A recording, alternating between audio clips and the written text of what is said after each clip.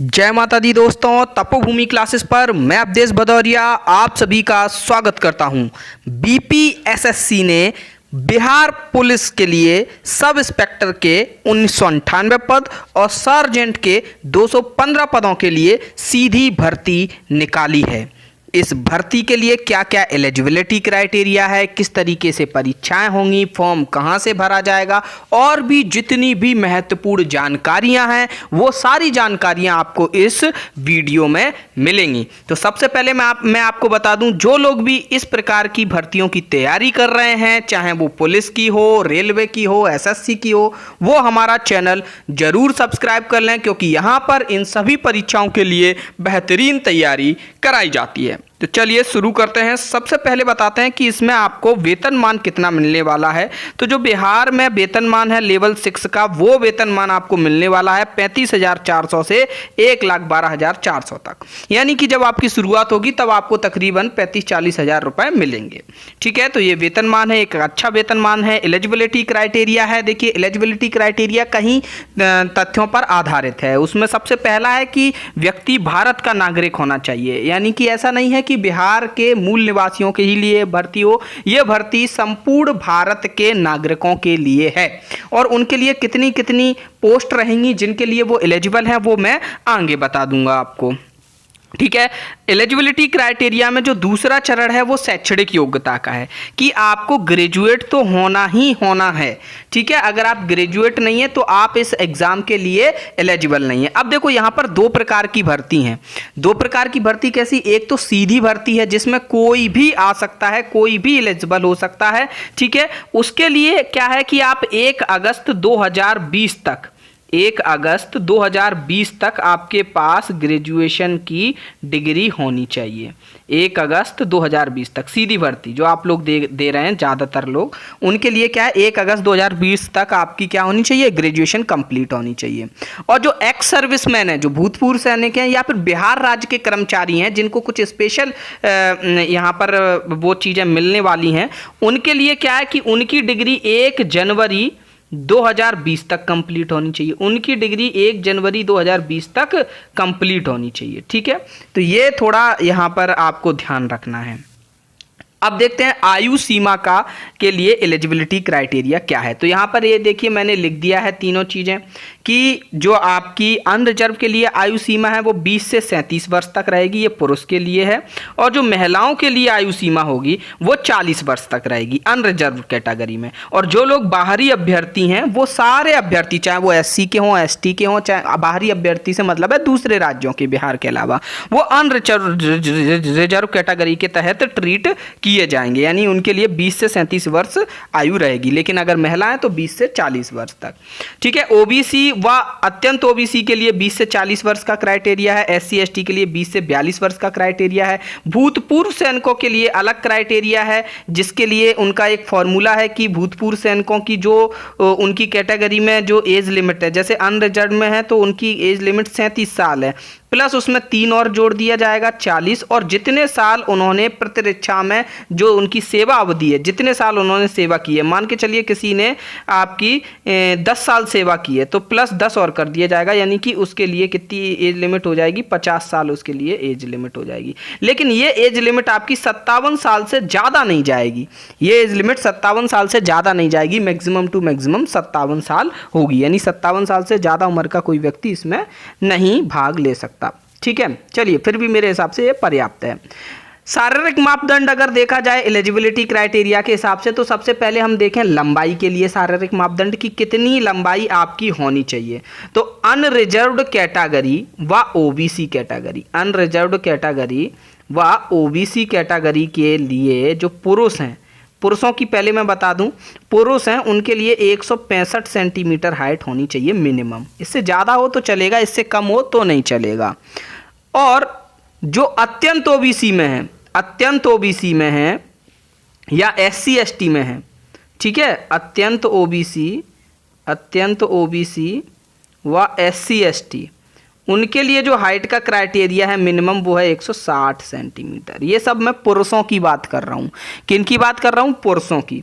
अब देखते हैं गर्ल्स के लिए। तो गर्ल्स किसी भी कैटेगरी की हो उनके लिए जो मिनिमम हाइट है वो 155 सेंटीमीटर है। और मिनिमम वेट का भी क्राइटेरिया दिया है कि 48 किलो से ज़्यादा वेट तो होना ही होना चाहिए गर्ल्स के लिए। ठीक है, इससे ज़्यादा वेट होना चाहिए। 155 सेंटीमीटर आपकी हाइट है मिनिमम। चलिए अब आगे आते हैं सीना। जो शारीरिक मापदंड में सीना देखा जाएगा वो केवल पुरुषों के लिए देखा जाएगा। ठीक है, और जो पुरुषों में एससी व एसटी कैटेगरी से हैं, जो एससी व एसटी कैटेगरी से हैं उनके लिए सीना होना चाहिए मिनिमम 79। और फुलाव आपका 5 सेंटीमीटर का फुलाव मांगते हैं। ये बिना फुलाव के सीना है इतने सेंटीमीटर, तो फुलाव के बाद आपका 84 सेंटीमीटर मिनिमम होना चाहिए। ठीक है, 5 सेंटीमीटर का फुलाव रिक्वायर्ड है। बाकी सभी लोगों के लिए कितना है? 81 सेंटीमीटर टू 86 सेंटीमीटर, यानी कि आपका 81 सेंटीमीटर मिनिमम होना चाहिए और 5 सेंटीमीटर का फुलाव होना चाहिए। अब हम आगे बढ़ते हैं अपने पदों का वर्गीकरण। अब बता देते हैं कि कितने कितने पद हैं, किस किस कैटेगरी को दिए गए हैं। तो देखते हैं हम पहले एसआई के पद देख लेते हैं। जो पुलिस सब इंस्पेक्टर है उसके 1998 पद हैं। तो 1998 पदों में एसटी के लिए हैं आपके 333 पद, एससी के लिए एसटी के लिए 17 पद, क्योंकि वहाँ पर एसटी थोड़ा कम है। अत्यंत पिछड़ा वर्ग के लिए 387 पद हैं, पिछड़ा वर्ग के लिए 280 पद हैं, आर्थिक रूप से कमजोर वर्ग के लिए 199 पद हैं, पिछड़े वर्ग की महिलाओं के लिए 58 पद हैं। ये सारे जितने भी आरक्षित पद हैं ये केवल बिहार के लोगों के लिए हैं। ठीक है, बिहार के लोग अगर इन कैटेगरी में हैं तो केवल उनको ही इस आरक्षण का लाभ मिलेगा। जो बाहरी अभ्यर्थी हैं, दूसरे राज्यों के अभ्यर्थी हैं, वो चाहे किसी भी कैटेगरी में हो वो अनारक्षित की तरीके से ट्रीट किए जाएंगे और उनके लिए ये 724 पद हैं। इसमें कोई ऐसा नहीं है कि 3% 5% का रहे। 724 पदों के बीच में अगर आप आते हैं तो आपको मिल जाएगा। इसमें 35% क्षैतिज आरक्षण भी है महिलाओं के लिए। क्षैतिज आरक्षण का मतलब ये होता है कि अगर 124 महिलाएं नहीं भर पाती हैं जगह तो उनकी जगह पुरुष भर देंगे, मतलब इस तरीके का ये क्षैतिज आरक्षण भी है यहाँ पर। तो आगे देखते हैं हम सर्जेंट के पदों को देखते हैं। तो सर्जेंट के भी ये पद बता दिए गए हैं। एससी के लिए 34, एसटी के लिए 2, अत्यंत पिछड़ा वर्ग के लिए 39, पिछड़ा वर्ग के लिए 26, ईडब्ल्यूएस के लिए 21, पिछड़े वर्ग की महिलाओं के लिए 7 और अनारक्षित के लिए 86। तो यहाँ पर आपके लिए 86 पद हैं। ठीक, अब देखते हैं इसकी फॉर्म फीस कितनी है। तो एससी एसटी के कैटेगरी वाले वो बच्चों के लिए 400 रुपये और बाकी सभी के लिए जनरल, ओबीसी, अत्यंत ओबीसी सबके लिए 700 रुपये है फीस। चयन परीक्षा आपकी 3 चरणों में होनी है। 3 चरणों में भी लिखित परीक्षा और शारीरिक प्रवीणता परीक्षा, ये 2 हैं इसमें। लिखित परीक्षा में 2 चरण होने हैं। लिखित परीक्षा में 2 चरण होने और शारीरिक प्रवीणता परीक्षा में वैसे देखा जाए तो 4 चरणों में इसको डिवाइड कर सकते हैं। ठीक है, लेकिन हमने पूरे को एक ही चरण माना है। तो अभी मैं इन सभी के बारे में डिटेल में आपको समझा देता हूँ। ठीक है, लिखित परीक्षा में क्या होना है? प्री होना है और मेंस होना है। ठीक है, प्री होना है और मेंस होना है। देखो प्री में क्या होगा, पहले मैं आपको सब समझा दूँ। प्री में एक 100 क्वेश्चन का पेपर होगा। 100 क्वेश्चन का पेपर होगा। टोटल 200 नंबर रहेंगे, यानी हर एक क्वेश्चन 2 नंबर का रहेगा आपका। ठीक है, और इसमें क्या क्या पूछा जाएगा? जीके पूछा जाएगा और करंट अफेयर्स पूछा जाएगा। करंट अफेयर्स और जीके, कोई मैथ रीजनिंग कुछ नहीं आना, जैसा कि उन्होंने दिया है सिलेबस में। जीके और करंट अफेयर्स पूछा जाएगा। फिर जितनी भी भर्ती हैं, जैसे अभी 2000 भर्ती हैं, 2000 और मान के चलो 2000 है तो 2000 में 20 का गुणा कर दो, यानी कि कितना आपका 2000 में 20 का गुणा किया 40,000। 40,000 बच्चे पास करे जाएंगे। हालांकि आपकी ज़्यादा जगह है तो उसके हिसाब से तकरीबन 50,000 बच्चे पास होंगे प्री में। ठीक है, फिर वो लोग एलिजिबल होंगे मेंस देने के लिए। 50,000 बच्चे चयनित होंगे, इसमें से वो मेंस देंगे। मेंस में क्या है? मेंस में भी 2 पेपर होंगे, पेपर 1 पेपर 2। एक पेपर होगा आपका हिंदी का, सामान्य हिंदी का। ये भी वही पेपर, 100 क्वेश्चन 200 मार्क्स। ठीक है, 100 क्वेश्चन रहेंगे आपके, 200 मार्क्स रहेंगे। ये जो पेपर होगा इसमें 30% नंबर लाना अनिवार्य हो गया। इसको लास्ट में जोड़ा नहीं जाएगा मेरिट बनाते समय, इसको मेरिट में नहीं जोड़ा जाएगा हिंदी के पेपर को आपका। ठीक है, फिर आपका दूसरा पेपर होगा जो कि वही 100 क्वेश्चन होंगे, 200 मार्क्स का होगा। उसमें आपका क्या क्या आएगा उसको थोड़ा समझ लो। मैं थोड़ा सारा मिटा देता हूँ ताकि मैं वहाँ पे लिख पाऊँ 1 to 1 कि दूसरे पेपर में मेंस का सेकंड पेपर जो होगा उसमें क्या क्या आएगा। उसमें आपका आएगा सामान्य अध्ययन, जीके लिख देता हूँ मैं, नॉर्मली। सामान्य विज्ञान आएगा, जनरल साइंस आएगा, जीएस। नागरिक शास्त्र आपका सिविक्स आएगा, ठीक है, नागरिक शास्त्र। भारतीय इतिहास, इंडियन हिस्ट्री आएगी। भारतीय भूगोल, इंडियन जियोग्राफी आएगी। मैथ आएगा आपका, और क्या आने वाला है आपका, मानसिक योग्यता, यही रीजनिंग, मैथ एंड रीजनिंग आएगी, मैथ एंड रीजनिंग ये मान लो, ठीक। तो ये कुल आपका 100 प्रश्न रहेंगे, 100 क्वेश्चन रहेंगे और 200 नंबर का पेपर रहेगा, ठीक है। अब इन पेपरों में आपकी निगेटिव मार्किंग होगी कितने की, अगर आपने सही जवाब दिया है, सही जवाब, तो आपको देखो 2 नंबर मिलने ही मिलने हैं। अगर आपने कोई जवाब नहीं दिया है, छोड़ दिया है तो आपको 0 मार्क्स मिलेंगे। लेकिन अगर आपने गलत दिया है तो आपके नंबर कट जाएंगे, 0.2 मार्क्स कट जाएंगे। इसका मतलब जो आपकी माइनस मार्किंग है वो 1/10 की माइनस मार्किंग है, यानी 10 क्वेश्चन गलत होते हैं तब 1 क्वेश्चन के बराबर के नंबर कटते हैं। यानी ये माइनस मार्किंग केवल कहने भर की माइनस मार्किंग है। मैं आपको सुझाव दूंगा, आप तो सारे प्रश्नों पर लगा के आना, क्योंकि मान के चलिए, अगर मान के चलो बहुत ही किस्मत आपकी खराब है, आपने 10 क्वेश्चन में तुक्का मारा, उसमें से 2 क्वेश्चन आपके सही हो गए और 8 आपके गलत हो गए, 8 गलत हो गए। बहुत बुरी किस्मत वालों के ही साथ ऐसा होता है। तो आपको देखो 2 क्वेश्चन सही होने के नंबर कितने मिलेंगे, 4, ठीक है, और 8 क्वेश्चन गलत होने के नंबर कितने कटेंगे, -1.6, हर एक से 0.2 कट जाएगा। तो यहाँ से भी अगर आप घटाओगे तो भी आप 2.4 नंबरों की बढ़त में रहोगे, ठीक है। तो माइनस मार्किंग केवल कहने भर के लिए है, कोई ज़्यादा ऐसा इसमें माइनस मार्किंग का है नहीं, ठीक है। तो निगेटिव मार्किंग का हो गया। अब हम आगे आते हैं शारीरिक प्रवीणता परीक्षण पर। दौड़ देखते हैं। शारीरिक प्रवीणता परीक्षण भी 4 चरण है, इसमें भी दौड़ है, ऊंची कूद है, लंबी कूद है, गोला फेंक है। और जो आपकी 2 तरीके की पोस्ट है ना, आपकी एक पोस्ट है एसआई की और एक पोस्ट है सार्जेंट की। दोनों के लिए थोड़ा थोड़ा डिफरेंस है, मतलब प्रवीणता परीक्षण में, शारीरिक में। चलो बताते हैं। दौड़ में कोई डिफरेंस नहीं है, मैं बता दूं, ठीक है। दौड़ आपकी पुरुषों के लिए कितनी है ये बता दूं पहले, ये बार बार पुरुष लिखता हूं मैं, मेल लिख दिया करूंगा, ठीक है। आप लोग समझ जाना, मेल के लिए अलग है, फीमेल के लिए अलग है, ठीक है। देखो मेल को क्या करना है, 1 मील दौड़ना है, 1 मील।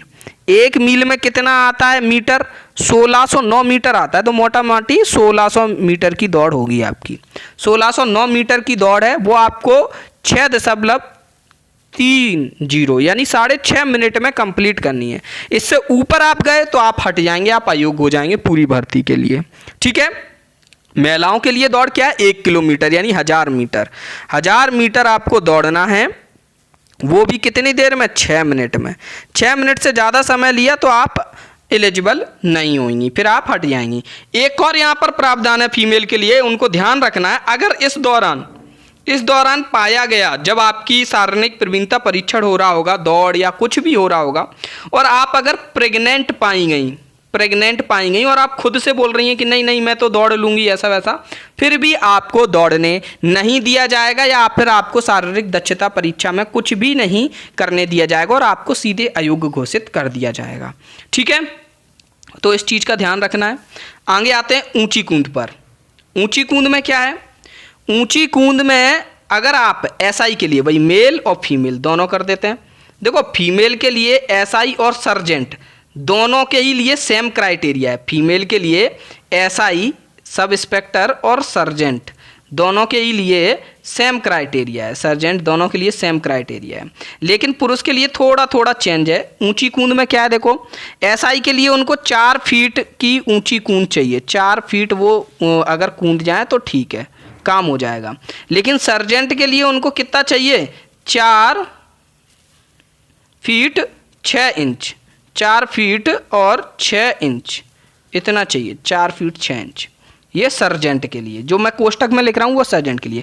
फीमेल को 3 फीट चाहिए, 3 फीट कूद लेंगी तो वो दोनों के लिए एलिजिबल हो जाएंगी, ठीक है। अब बढ़ते हैं हम तीसरे पे, लंबी कूद पर। तो लंबी कूद में भी क्या है, पहले मैं एसआई का बता दूं, मेल और फीमेल। मेल को क्या है, 12 फीट कूदना है, लंबी कूद मारनी है 12 फीट की। क्या दिक्कत कर रहा है,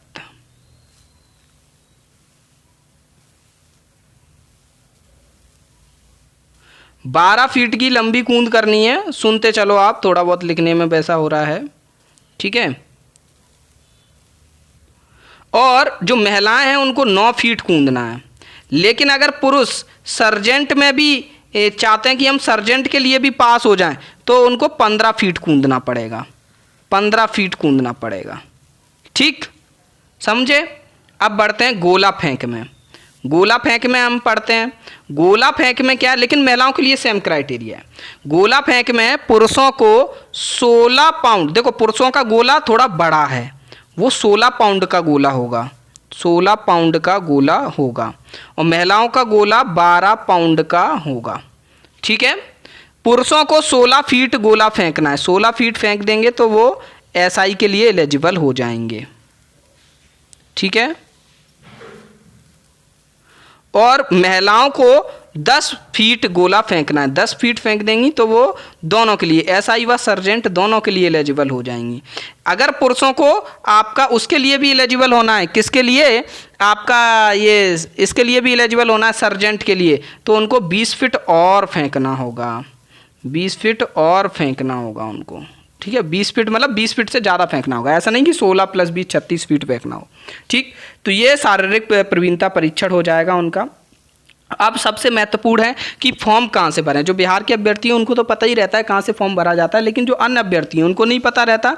तो ये वेबसाइट है, आप किसी भी दुकान पे जाएंगे उनको बताएंगे कि इस वेबसाइट पे जाके हमारा फॉर्म भरना है, वो एक बार देख लेंगे और आपका फॉर्म भर देंगे, ठीक है। और जिन जिन लोगों ने भी इस एग्ज़ाम की तैयारी करनी है वो एक एप्लीकेशन ज़रूर डाउनलोड कर लें, अनटेस्ट। आपको प्लेट वहाँ पे आना, क्या वो वहाँ पे मिल जाएगी, क्या कहते हैं, गूगल प्ले स्टोर पे अनटेस्ट। यहाँ पर आपको हर परीक्षा के दृष्टिकोण से टेस्ट सीरीज मिल जाएंगे। आप कोई भी परीक्षा की तैयारी कर रहे हो, हर परीक्षा के लिए, एसएससी हो, रेलवे हो, बैंक हो, सिविल सर्विसेज हो, सभी के लिए। और इस चैनल को सब्सक्राइब जरूर कर लें, यहाँ पर हम इन सभी एग्ज़ाम्स की तैयारी करेंगे मिलकर। धन्यवाद, जय माता दी।